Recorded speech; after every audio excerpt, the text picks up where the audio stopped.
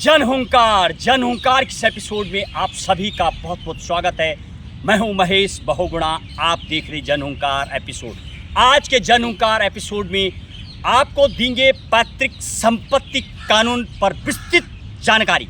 क्या होती है पैतृक संपत्ति, कैसे पैतृक संपत्ति कन्वर्ट होती है स्व अर्जित संपत्ति में, विस्तृत रिपोर्ट आज के जनहुंकार एपिसोड में आपके लिए, अपनों के लिए, आपके ज्ञान के लिए। और साथ ही साथ सुप्रीम कोर्ट की 2025 की लैंडमार्क जजमेंट पैतृक संपत्ति को लेकर के जो आई है उसका भी पूरा बताएंगे आपको। क्या कहा सुप्रीम कोर्ट ने 2025 में जो आया है पैतृक संपत्ति को लेकर के नया कानून।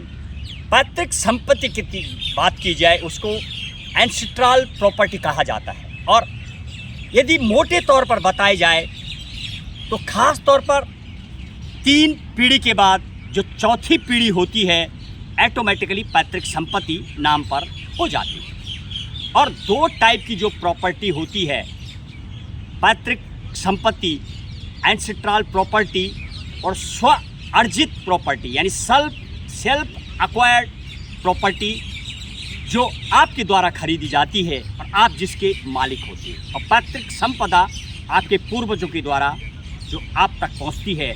और उसका यदि नियम की बात की जाए तो आपके फादर के फादर और उनके फादर यानी परदादा जिसको कहा जाता है, 3 पीढ़ी के बाद चौथी पीढ़ी तक ही पैतृक संपत्ति जो होती है वो आपके नाम चढ़ जाती है। और ऑटोमेटिकली वो नॉर्मल तरीके से चढ़ जाती है, चाहे वो एफिडेविट हो या घरेलू तौर पर भी एक यदि आप फैमिली बैठती है तो वो भी तमाम चीज़ें वैलिड होती है। साधारण तौर पर एक हिस्सा कर देना घरेलू तरीके से भी साफ सुप्रीम कोर्ट ने कहा है वो भी मान्य होता है। और प्रश्न सुप्रीम कोर्ट के सामने 2025 अप्रैल की जो जजमेंट आई है और जो केस चल रहा है उसके ऊपर, क्या पैतृक संपत्ति भी स्व अर्जित संपत्ति यानी सेल्फ एक्वायर्ड प्रॉपर्टी में गिनी जा सकती है? सारे प्रश्नों का देंगे आपको जवाब, और कैसे होता है और किस तरीके से जो स्व अर्जित प्रॉपर्टी होती है वो कैसे पैतृक संपदा में बन जाती है, ये भी आपको देंगे नॉलेज। जैसे कि आपको अभी बताया गया 3 पीढ़ी के बाद चौथी पीढ़ी तक का ही पैतृक संपत्ति आप तक पहुंच जाती है। और आपने यदि कोई प्रॉपर्टी आज खरीदी है तो आपकी ऑटोमेटिकल जो यदि उसका कोई किसी को दिया नहीं जाता है, आप उसके मालिक होते हैं, आप बेच सकते हैं, किसी को भी आप बेच सकते हैं, चाहे वो आपका कोई रिलेशन में हो, नॉन रिलेशन हो या कोई हो। जब तक आप जीवित हैं आप उस प्रॉपर्टी को, सेल्फ एक्वायर्ड प्रॉपर्टी को किसी को भी दे सकते हैं। लेकिन जब खरीदने वाला मर जाता है तो उसके बाद ऑटोमेटिकली उसकी पीढ़ी को ट्रांसफ़र हो जाता है। और यदि सपोज़ पीढ़ी में नहीं है तो उसके जो क्लास 1, क्लास 2, क्लास 3 रिलेशन में होते करीबी, उनको मिल जाता है। उसके लिए एक नॉर्मल फॉर्मेलिटीज़ होती है। पैतृक जो संपत्ति होती है वो सेल्फ एक्वायर्ड प्रॉपर्टी तब कही जाती है, यानी 3 पीढ़ी के बाद चौथी पीढ़ी जो होती है, और यदि वो बंटी नहीं है, उसका डिवीज़न नहीं हुआ है और आप के नाम हो जाती है, तो आप उस प्रॉपर्टी को किसी को भी दे सकते हैं। वो आपका सेल्फ एक्वायर्ड कहा जाता है, यानी चौथी पीढ़ी। यदि इस सुप्रीम कोर्ट की लैंडमार्क जजमेंट की बात की जाए, कोर्ट के सामने जब 2 भाई पहुंचे सुप्रीम कोर्ट, डिवीज़न हुआ प्रॉपर्टी का, चौथी पीढ़ी थी, और एक भाई ने दूसरे भाई को प्रॉपर्टी दी। और पैतृक जो संपदा होती है, संपत्ति को सेल करने के लिए, बांटने का आपको अधिकार नहीं होता है, उसके लिए तमाम की सहमति होती है।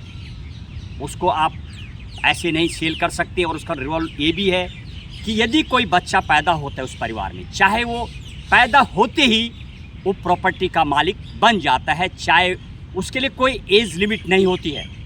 और यदि आपको प्रॉपर्टी बेचनी है तो उसके लिए भी सुप्रीम कोर्ट की गाइडलाइन है, आपको एक सहमति पत्र बनाना होगा, हालात दिखाने होंगे, कोर्ट की परमिशन से ही आप बेच सकते हैं वो जो पैतृक संपत्ति होती है। और जब चौथी पीढ़ी के इस केस की मैं बात करूं, सुप्रीम कोर्ट ने जिस पे लैंडमार्क जजमेंट दी है कि कैसे पैतृक संपत्ति स्वार्जित मानी गई है। चौथी पीढ़ी के एक भाई ने जब दूसरे भाई को प्रॉपर्टी बेची और भाई ऑब्जेक्शन करने लगे कि इस प्रॉपर्टी को आप नहीं बेच सकते हैं, लेकिन सुप्रीम कोर्ट ने गाइडलाइन जारी की और कहा कि चौथे पीढ़ी का ये जो पैतृक संपत्ति अब सेल्फ एक्वायर्ड में हो चुकी है, ये किसी को भी दे सकते हैं, इनको पूरा मालकाना हक मंजूर है। और इसी के ऊपर 2025 में आई लैंडमार्क जजमेंट। और निश्चित ही ये भी कहा कि जो पैतृक संपत्ति होती है वो स्वार्जित हो जाती है और जो सेल्फ एक्वायर्ड स्वार्जित प्रॉपर्टी होती है वो भी चौथी पीढ़ी के लिए एक स्वार्जित यानी पैतृक संपदा में गिनी जाती है। बस आज के जनहुंकार एपिसोड में इतना ही। कीजिए इंतज़ार अगले एपिसोड का। जय हिंद, जय भारत।